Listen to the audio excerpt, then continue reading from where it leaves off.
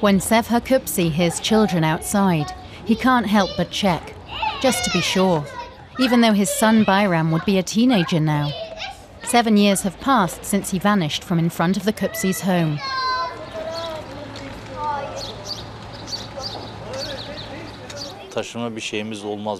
We wanted to move away from here. But what if our boy comes back one day and none of us is here?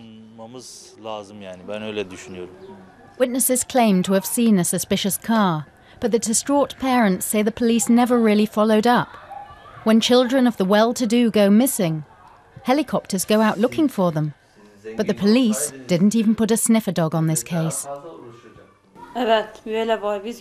We found out what it means to be poor. The case gets different treatment, but a child is a child.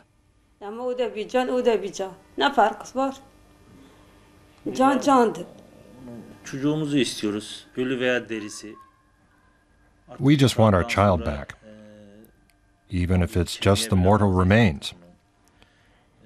Then at least we can bury them and visit the grave in the cemetery. For 20 years now, the bus of the missing has been traveling the country, searching for the thousands of children reported missing in Turkey each year. Zafer Özbelici and other affected people formed the Association of Families of Missing People. 21 years ago, his older mentally disabled brother was pulled into a taxi. At first, we were just out looking for our own family members. Nowadays, we're focusing more on raising awareness. We have to warn parents of the dangers. Today, the bus arrives at the Golden Horn in Istanbul. The group runs across some unsupervised children playing in the water.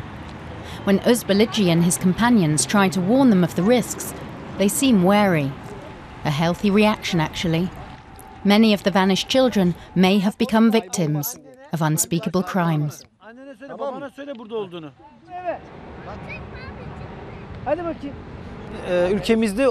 There are illegal organ transplants in Turkey, and apparently a mafia that deals in organs taken from abducted people. But our police and criminal investigators have yet to produce solid evidence. A public service video by the Turkish police says that over 14,000 children have been reported missing in the past 5 years. Despite the many children who are found, the total number of missing children, regardless of the date they went missing, is 1,449. The unofficial numbers are probably far higher. Now the police have formed special units to search for the missing children. But the affected families are not satisfied. They've found missing children in street gangs and rescued them from factories. Here at the Golden Horn, the bus's crew turn up a lead. A fisherman claims to have seen one of the youngsters in the photos, saying he was with a group of homeless people near the city's ancient wall.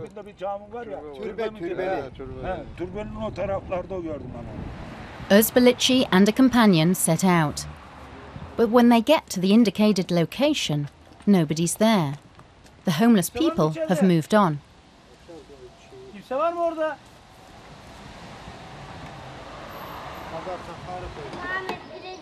Most of the children at this public playground are unattended by their parents.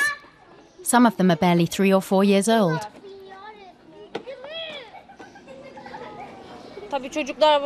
Some people let their kids play here till midnight. I hardly ever see the parents here.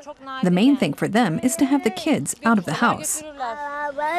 Zafer Özbelici talks to people who've moved to Istanbul from rural areas and warns them that it isn't as safe here as in their villages. Poor people don't have anywhere to leave their children while they're at work during the day.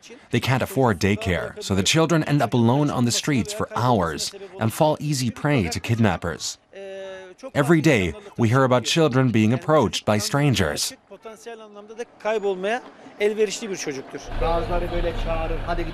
The association's warning about paedophiles, drug dealers and the organ mafia are making the rounds. This girl says a man tried to lure her away by offering her money, but she ran off. Bravo, says the activist. He tells them to keep a close eye on one another.